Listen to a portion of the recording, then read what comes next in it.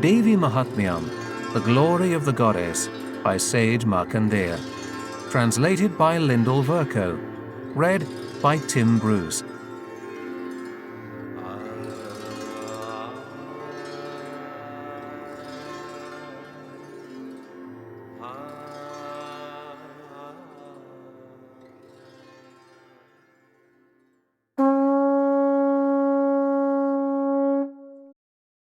Chapter 9. The king said, "The story you have just related about the Devi slaying Raktabija was wonderful.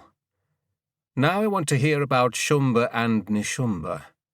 How did they react to the death of Raktabija?" The rishi said, "After Raktabija was slain, and the other demons had been killed, Shumba and Nishumba were filled with rage.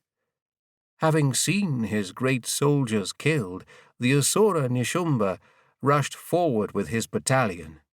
Surrounding and following him, the army of Asuras came angrily biting their lips as they advanced to slay the goddess. And Shumba, full of rage after fighting the mothers, also advanced surrounded by his troops.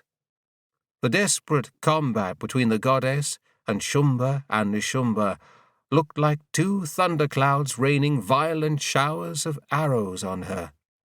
Chandika cut through those arrows with her own shower of arrows, and wounded both demon kings' limbs with her weapons. Nishumba grasped a sharp scimitar and glittering shield. He struck the head of the lion, that noble beast that carried the goddess. When her lion was struck, the Devi quickly split his sword with a sharp arrow and destroyed his lovely shield, which had been decorated with 8 moons. With his shield broken and sword split, Nishumba hurled his spear, which she split with her discus as it approached. Then Nishumba, blazing with anger, grabbed his dart.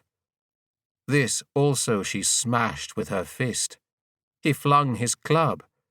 She shivered it to ashes with her trident.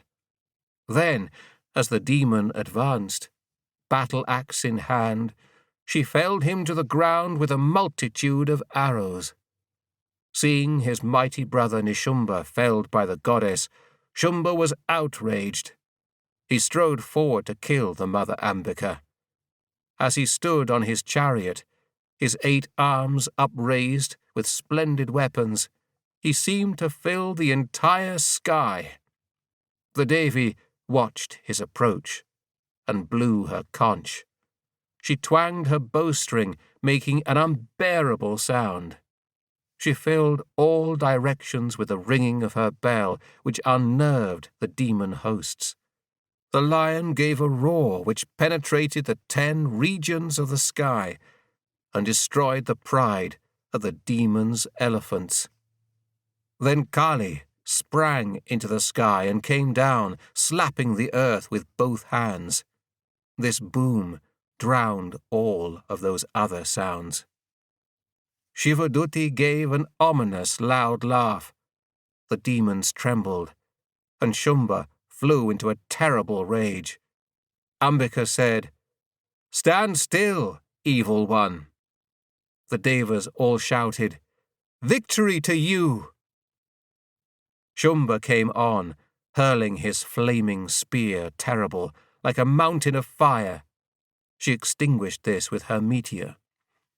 O king, the terrible roar of the lion filled the interspace between the 3 worlds, but the dreadful thunderclaps of the Devi smothered even that. The Devi and the demon each split the hundreds of fiery arrows of the other. Then Chandika grew angry and hit him with her trident. He fell to the ground in a faint. Then Nishumba recovered his senses and grasped a bow. He struck the Devi and Kali and the lion with his arrows. That Danuja lord, the son of Diti, extended his 10,000 arms and covered Chandika with a myriad of discuses.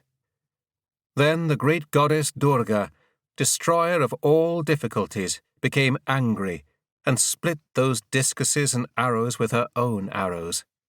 Nishumba then took up his mace and, surrounded by his army, rushed at Chandika to kill her. Even as he came, she clove his club with a sharp sword.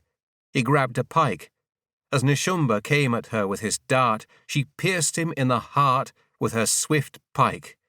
From his pierced heart, another valiant warrior emerged, saying, "Stop!" Laughing vigorously, the Devi cut off his head as he was speaking.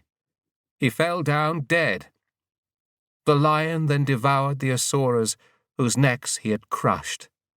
Kali and Shivaduti devoured others. Many great asuras were killed by Kaumari with her spear. Others were frightened away by Brahmani sprinkling vibrated water. Some were felled by Maheshwari with her trident. Others were smashed by the snout of Varahi. Some were cut to pieces by her discus. Aindri killed some with a thunderbolt from her palms. Some did away with themselves. Some fled the battlefield. Others were eaten by Kali, Shivaduti, and the lion. Chapter 10. The Rishi said, As Shumba saw his brother Nishumba, dear to him as life itself, now dead, and his army slaughtered, he spoke angrily. "Oh, Durga, you have become arrogant, proud of your success. Don't boast here. There is no reason to look so haughty. You depend on these others for your strength." The Devi said, O vile creature, I am all alone in the world of movement. Who else is there beside me? These goddesses are manifestations of my powers. See, they dwell within me alone. Then Brahmani and all the others were absorbed into her.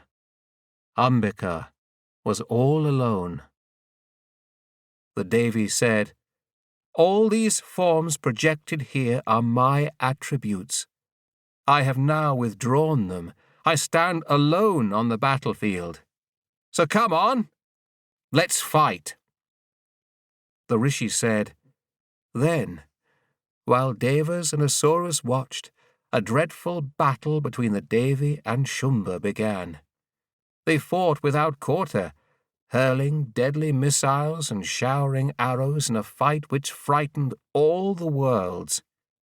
The demon lord broke the divine weapons, which the Devi hurled in hundreds. The mighty weapons he employed, she, Parameshwari, easily smashed with a forceful sound of hum. Then the demon covered the Devi with hundreds of arrows. In her wrath, she split his bow with her arrows. His bow broken, he used a pike. That too she cut with her discus as he still held it. Then he, the supreme lord of the demons, took up his sword and his brilliant shield adorned with 100 moons. He charged. Chandika split his sword as he came. Her arrows also pierced his bright shield. His steeds were slain, his charioteer gone. The Daitya grasped his fearsome mace, ready to kill Ambika. Her arrows split the mace. Shumba raised his fist and rushed at her.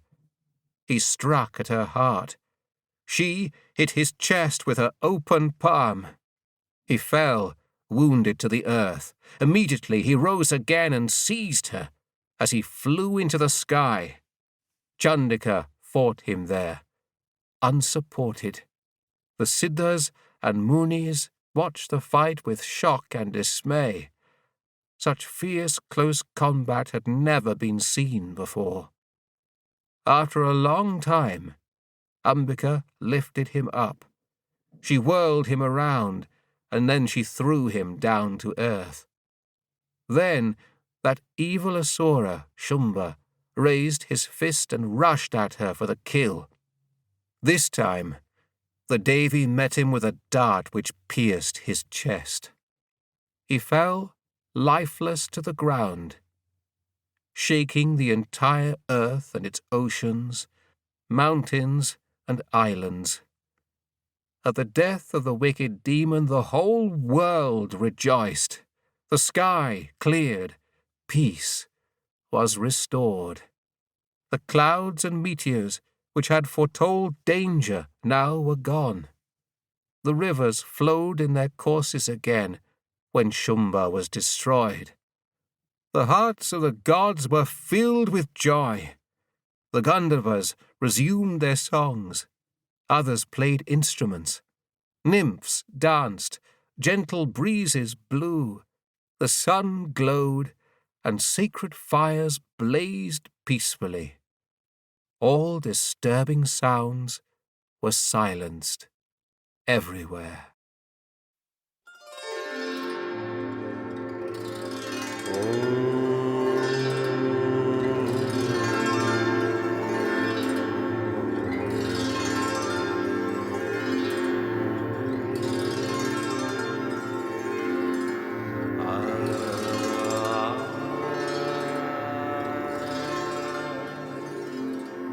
Ah